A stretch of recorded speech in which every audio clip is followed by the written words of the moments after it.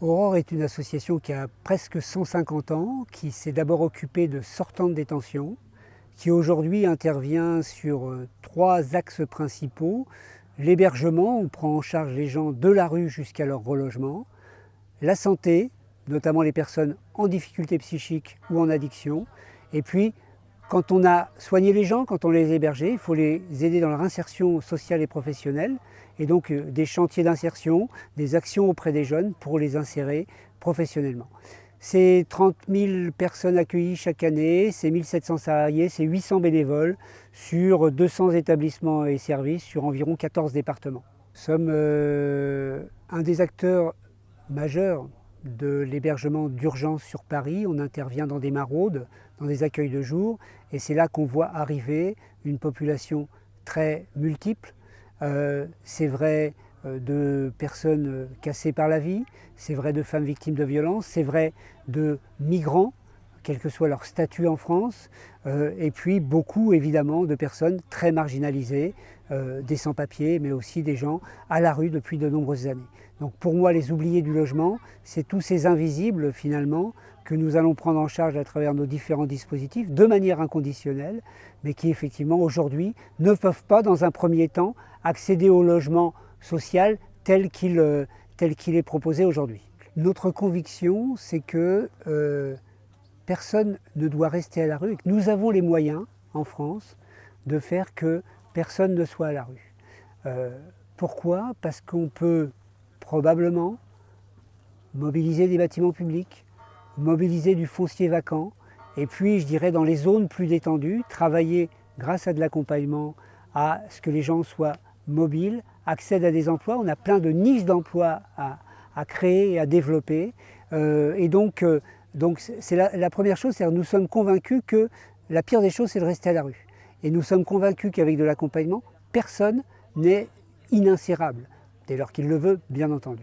Donc nous proposons un choc qui ferait que les gens à la rue soient hébergés, ça veut dire des créations de places, et qu'ensuite une intervention précoce dès que quelqu'un arrive à la rue permette de l'accompagner vers des SAS, comme ça se fait pour les migrants avec le centre de premier accueil à Paris. Eh bien, démultiplions ces centres de premier accueil pour tous les publics, afin ensuite de les orienter vers des dispositifs qui correspondront à leur situation et à leurs besoins d'accompagnement.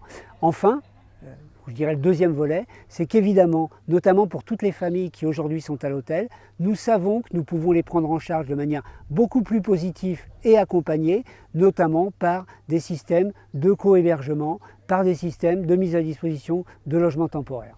C'est tout ça que nous prenons.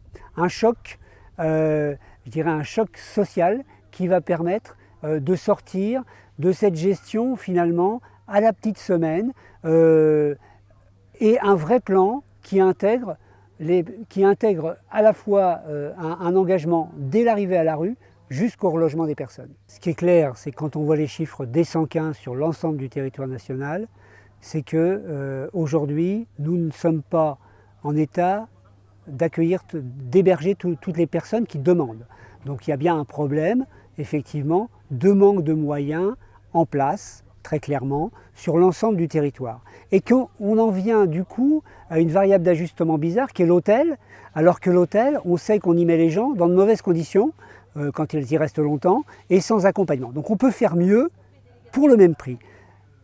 Mais ça suppose qu'effectivement un plan d'envergure soit lancé avec les moyens qui correspondent et où on va mettre autour de la table tous les acteurs en tenant compte des territoires. Vous avez raison de dire que le contexte qui se passe ici au Pays Basque n'est pas le contexte qu'on rencontre à Paris. Et donc les moyens, les acteurs sont souvent là, sont souvent pas assez mis tous ensemble autour de la même table, les acteurs du sanitaire pour les gens qui ont des problèmes psychiques, les acteurs de la prison pour ceux qui sortent de prison et les acteurs du social. Il faut mettre les gens autour de la table, il faut travailler à un plan global pour ces personnes. C'est scandaleux aujourd'hui évidemment que des associations ferment, c'est scandaleux que des associations puissent être conduites par le biais de la baisse des contrats aidés, on ne se rend pas compte à quel point les contrats aidés sont nécessaires dans le secteur associatif, soient contraintes à fermer. Ce n'est pas comme ça qu'il faut agir, c'est vraiment un grand plan concerté, une ambition nationale que nous devons avoir, avec un plan sur 5 ans de résorption à la fois des nuitées hôtelières et à la fois du nombre de personnes à la rue. C'est possible, c'est atteignable, dès lors qu'effectivement on met ensemble tous les acteurs. Et quand je dis tous les acteurs, je rajouterai évidemment les bailleurs sociaux, qui sont la clé et qui sont des partenaires indispensables pour cela. Et les bailleurs sociaux, si vous permettez, les bailleurs sociaux, il faut pouvoir leur donner du donnant-donnant. Aurore gère une quarantaine de résidences sociales ou pensions de famille qui appartiennent, donc de petits immeubles où on met une trentaine de ménages, qui appartiennent à des bailleurs sociaux.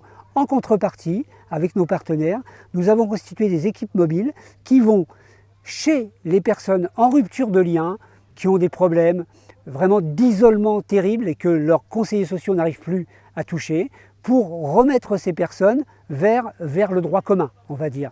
Et là, on a un appui formidable, c'est les gardiens que nous formons, qui vont être nos premiers relais de proximité, qui vont nous signaler ces personnes et qui vont aussi, grâce, on va dire, au soutien qu'on leur apporte, apprendre aussi les bons gestes à tenir avec des gens qui sont dans le rejet. Donc je pense qu'avec les bailleurs sociaux, c'est aussi un vrai partenariat donnant-donnant qu'il faut construire aujourd'hui.